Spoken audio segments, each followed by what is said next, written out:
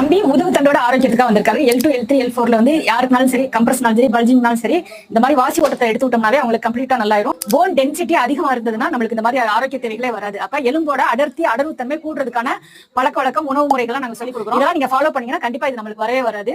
இப்ப தம்பிக்கு முதுகுக்கு வாசி ஓட்டத்தை எடுத்து விட்டுருக்காங்க. 5 முடிச்சு இருக்கும். இந்த முடிச்சுகளை வந்து நம்ம வாசி ஓட்டத்தை எடுத்து விடும் பொழுது உங்களுக்கு ரத்த ஓட்டமும் சீரா பாயும், உங்களுடைய வாயுக்களும் சீரா போகும் பொழுது உள்ள அடைப்புகளோ அல்லது பல்ஜிங் எது இருந்தாலும் அது வந்து நல்லா இருக்கிறதுக்கான வாய்ப்புகள் இருக்கு. நான் வந்து சிவகங்கை மாவட்டம் மானாமதுரையிலேருந்து வந்திருக்கேன். 2 வருஷத்துக்கு முன்னாடி வந்து ஹீட் லிஃப்ட் பண்ணும்போது எனக்கு வந்து பேக்ல பெயின் வந்துச்சு. அது எதனால எனக்கு சரியா தெரியல. யூடியூப்ல இந்த இடத்த பார்த்துட்டு அதுக்கப்புறம் இங்கே வந்தேன். முதல்ல நான் ரொம்ப பெயின் அதிகமாக இருந்துச்சு. அதுக்கப்புறம் வந்து கிராஜுவலாக கொஞ்சம் கொஞ்சமாக ரெடியூஸ் ஆக ஆரம்பிச்சிச்சு. இப்போ இன்னையோட 4 நாள் ட்ரீட்மெண்ட் முடிஞ்சிருக்கு. அடுத்த வாரத்தில் ஒரு நாள் வந்தால் போதும்னு சொல்லியிருக்காங்க. இதுக்கு முன்னாடி ஒரு 2-3 இடத்துல வெளியும் ட்ரீட்மெண்ட் எடுத்திருக்கேன். அதை விட இங்கே வந்து 2-3 நாளே கொஞ்சம் பெட்டராகவும் ஃபீல் ஆகுது. ட்ரீட்மெண்ட் மட்டும் இல்லாமல் நம்ம வந்து எப்படி வந்து சாப்பிடணும், இது எதனால வந்துச்சு, இதை எப்படி நம்ம சரி பண்ணிக்கணும், இனிமேல் வராமல் எப்படி தடுக்கணுன்றதுக்காக ஆரோக்கியமான விஷயங்கள்லாம் நிறைய விஷயங்கள் சொல்லி கொடுத்தாங்க.